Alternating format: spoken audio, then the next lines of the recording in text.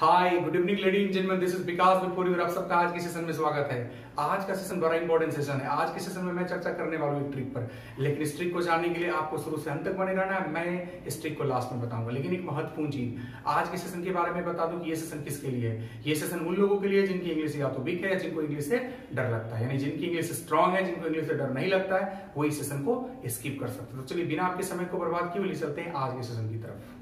जैसा कि आपने थंबनेल देखा जिसमें मैं दावा कर रहा हूं कि मैं आपको मिनटों में सिखलाने वाला हूं सैकड़ों और हजारों सेंटेंसेस। एक सवाल उठता है कि क्या टेक्निक्स और ट्रिक्स की आवश्यता होती है भाषा सीखने के लिए। तो इस बात को ध्यान में रख लीजिए कि जब तक आपके पास टेक्निक और ट्रिक्स नहीं होता है, भाषा के दुनिया के किसी भी काम को आप सफलतापूर्वक नहीं कर सकते हैं। एक एग्जाम्पल मैं यहाँ पर प्रस्तुत करना चाहता हूँ। एक एग्जाम्पल के माध्यम से मैं आपको कुछ क्लियर करना चाहता हूँ। जैसे देखिए, किसी भी काम को हर कोई करते हैं, हर कोई एक ही काम को करते हैं, लेकिन हर कोई के काम के करने का तरीका अलग होता है। जब आप अलग तरीका से उसी काम को करते हैं तो आपके काम की प्रशंसा होती है या फिर आपको उस काम में सफलता मिलता है। लेकिन उसी काम को कोई व्यक्ति किसी और तरीका से करता है तो उसको सफलता नहीं मिलती है। यानी बात यहाँ पर अंग्रेजी इंग्लिश सीखने की हो रही है, अंग्रेजी बोलने की हो रही है। तो जब तक आप सही तरीका, सही टेक्निक और सही ट्रिक्स का यूज नहीं करेंगे, मेरा दावा है कि आप अच्छी अंग्रेजी नहीं सीख सकते। लेकिन एक बात है, एक ट्रिक से आप अंग्रेजी में एक्सपर्ट नहीं होने जा रहे। हालांकि मैं आज एक ट्रिक के साथ उपस्थित हूं, सिर्फ एक ट्रिक्स बताने वाला हूं, लेकिन आज के बाद मैं अक्सर में वीडियो लेक्चर अपलोड करूंगा जो ट्रिक ही होगा। अगर आप उन सारे ट्रिक्स को फॉलो करते हैं तो मेरा दावा है कि आने वाले कुछ दिनों में या कुछ महीनों में आपकी इंग्लिश अच्छी हो जाएगी। तो चलिए चलते हैं ट्रिक के ऊपर। ट्रिक क्या है?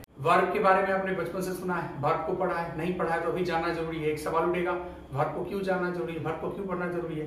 एक्चुअली आज इस ट्रिक की मैं चर्चा करने वाला हूँ वर्ब से रिलेटेड है। यानी आपको अगर वर्ब के बारे में जानकारी नहीं है, अगर आप वर्ब को नहीं जानते तो ये ट्रिक आप अप्लाई नहीं कर सकते, इसलिए वर्ब को पहले जान लेते हैं। सबसे बड़ा सवाल, व्हाट इज वर्ब? वही डेफिनेशन जो बचपन से आप पढ़े उसी को मैं रिपीट करने वाला हूँ। Every action is called verb. जितना भी एक्शन है उसको वर्ब बोलते हैं। एक और सवाल उठेगा कि एक्शन किसको कहते हैं, तो इस पूरे यूनिवर्स में जितना भी कार्य है, काम है, सबको एक्शन के रूप में जाना जाता है। एग्जांपल्स आप इसको समझ लीजिए। Go, play, read, walk, laugh, these are verbs.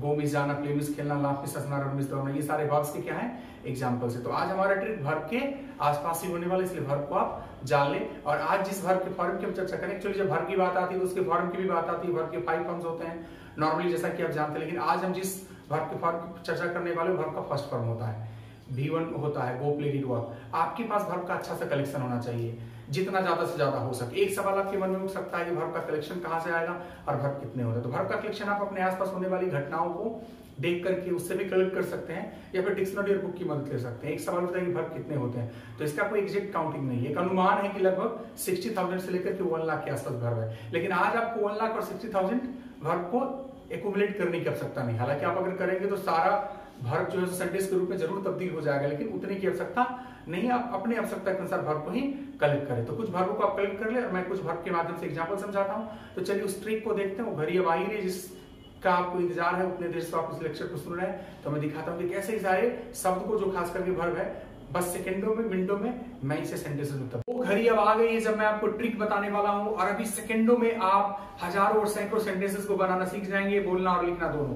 तो सबसे महत्वपूर्ण बात है कि जो वर्ब के लिस्ट को देख रहे हैं, वर्ब के लिस्ट में एक बात को ध्यान से देखिए। जैसे मान लीजिए कुछ एग्जांपल्स हम वहां से लेते हैं। शब्द उत्तर गो, गो मिस क्या होता है, जाना, रीड मिस क्या होता है, पढ़ना, प्ले मिस क्या होता है, खेलना, ऐसे आप जानते हैं। बस आपको कुछ और नहीं करना। आपको करना क्या है कि जो भी वर्ब्स हैं उसके बाद एक फुल स्टॉप डाल देना है।